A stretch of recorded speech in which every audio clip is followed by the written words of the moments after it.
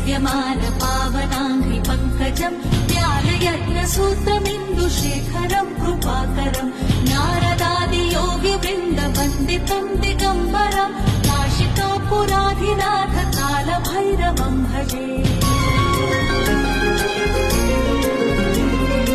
भानुकोटिभास्वरम् भवाब्धितारकम् परम् नीलकण्ठमीप्सितार्थदायकम् त्रिलोचनम् कालमालमम्बुजाक्षमक्षशूलमक्षरम् काशिकापुराधिनाथ कालभैरवम् भजे।